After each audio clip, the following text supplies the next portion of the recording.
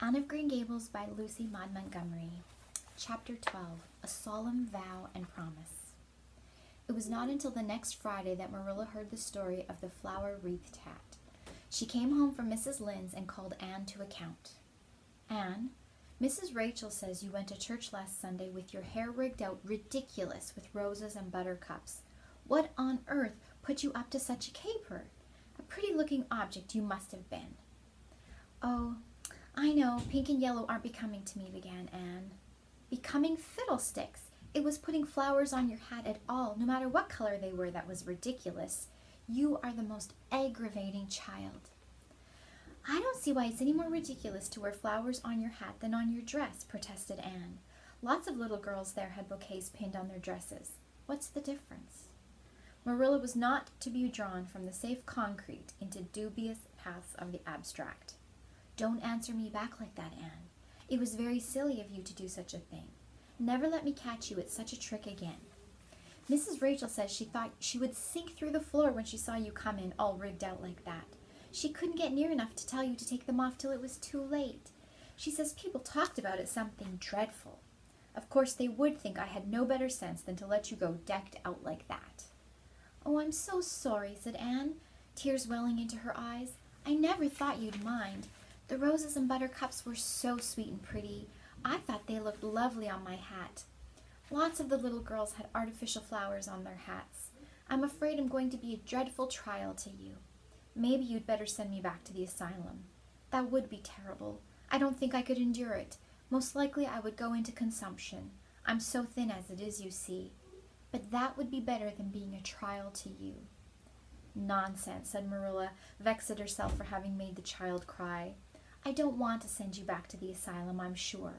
All I want is that you should behave like other little girls and not make yourself ridiculous.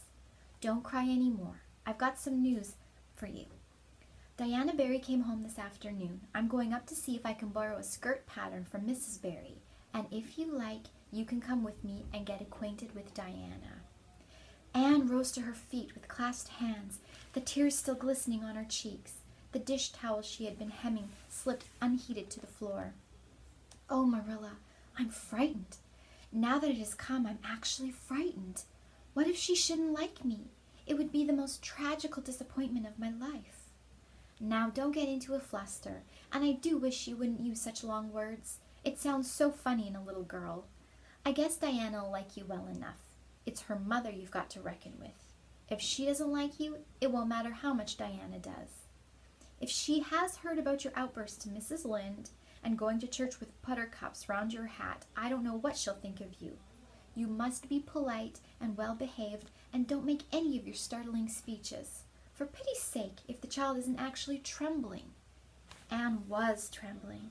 Her face was pale and tense. Oh, Marilla, you'd be excited too if you were going to meet a little girl you hoped to be your bosom friend and whose mother mightn't like you, she said as she hastened to get her hat. They went over to Orchard Slope by the shortcut across the brook and up the firry hill grove. Mrs. Barry came to the kitchen door in answer to Marilla's knock. She was a tall, black-eyed, black-haired woman with a very resolute mouth. She had the reputation of being very strict with her children. How do you do, Marilla? She said cordially. Come in. And this is the little girl you've adopted, I suppose.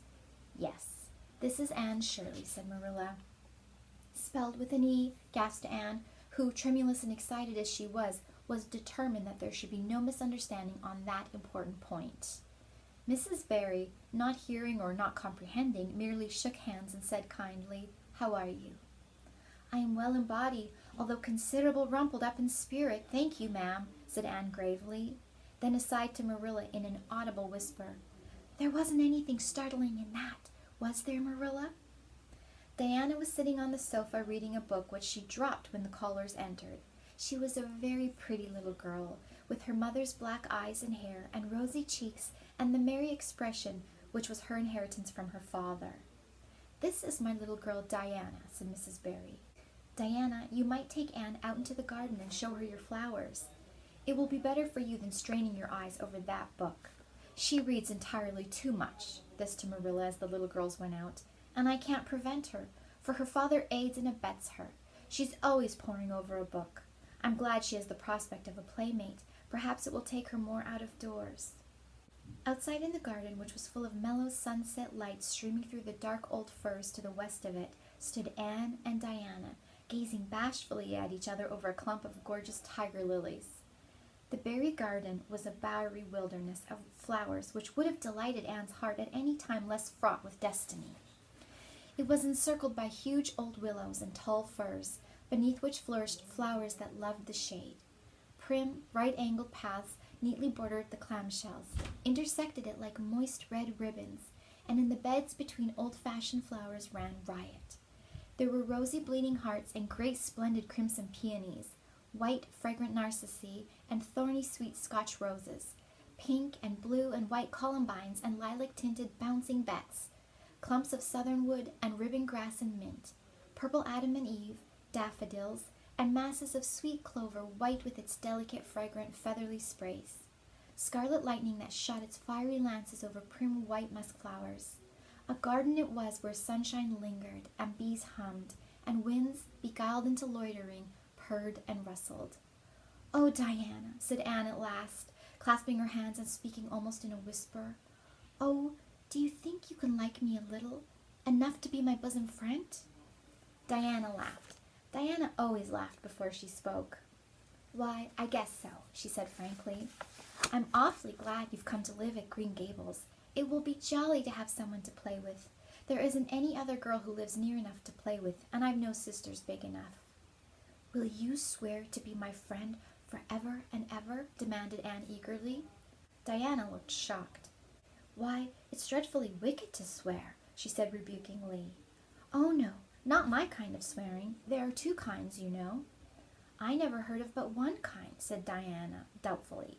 "There really is another. Oh, it isn't wicked at all. It just means vowing and promising solemnly." "Well, I don't mind doing that," agreed Diana, relieved. "How do you do it?" "We must join hands, so," said Anne gravely. "It ought to be over running water. We'll just imagine this path is running water. I'll repeat the oath first. I solemnly swear to be faithful to my bosom friend Diana Barry, as long as the sun and moon shall endure. Now you say it and put my name in." Diana repeated the oath with a laugh fore and aft. Then she said, "You're a queer girl, Anne. I heard before that you were queer, but I believe I'm going to like you real well." When Marilla and Anne went home, Diana went with them as far as the log bridge. The two little girls walked with their arms about each other. At the brook they parted with many promises to spend the next afternoon together. "Well, did you find Diana a kindred spirit?" asked Marilla as they went up through the garden of Green Gables. "Oh, yes," sighed Anne, blissfully unconscious of any sarcasm on Marilla's part. "Oh, Marilla, I'm the happiest girl on Prince Edward Island this very moment.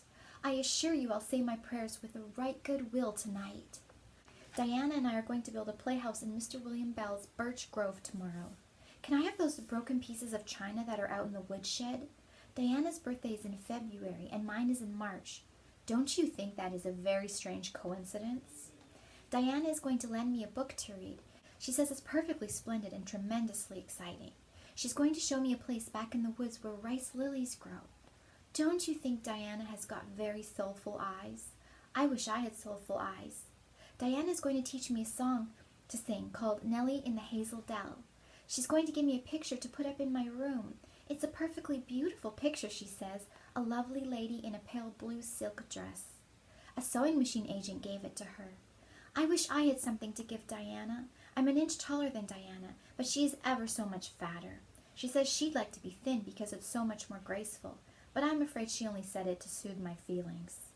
We're going to the shore someday to gather shells. We have agreed to call the spring down by the log bridge the Dryad's Bubble. Isn't that a perfectly elegant name? I read a story once about a spring called that. A dryad is sort of a grown-up fairy, I think. Well, all I hope is you won't talk Diana to death, said Marilla. But remember this in all your planning, Anne. You're not going to play all the time, nor most of it. You'll have your work to do, and it'll have to be done first. Anne's cup of happiness was full, and Matthew caused it to overflow. He had just got home from a trip to the store at Carmick, and he sheepishly produced a small parcel from his pocket and handed it to Anne with a depreciatory look at Marilla. I heard you say you like chocolate sweeties, so I got you some, he said. Sniffed Marilla. It'll ruin her teeth and stomach. There, child, don't look so dismal. You can eat those since Matthew has gone and got them. He'd better have bought you peppermints. They're wholesomer. Don't sicken yourself eating them all at once now. Oh, no, indeed I won't, said Anne eagerly. I'll just eat one tonight, Marilla, and I can give Diana half of them, can't I? The other half will taste twice as sweet to me if I give her some. It's delightful to think I have something to give her. I will say it for the child, said Marilla, when Anne had gone to her gable. She isn't stingy. I'm glad. For all her faults, I detest stinginess in a child. Dear me, it's only 3 weeks since she came, and it seems as if she'd been here always. I can't imagine the place without her. Now don't be looking I told you so, Matthew. That's bad enough in a woman, but it isn't to be endured in a man. I'm perfectly willing to own up that I'm glad I consented to keep the child, and that I'm getting fond of her. But don't you rub it in, Matthew Cuthbert.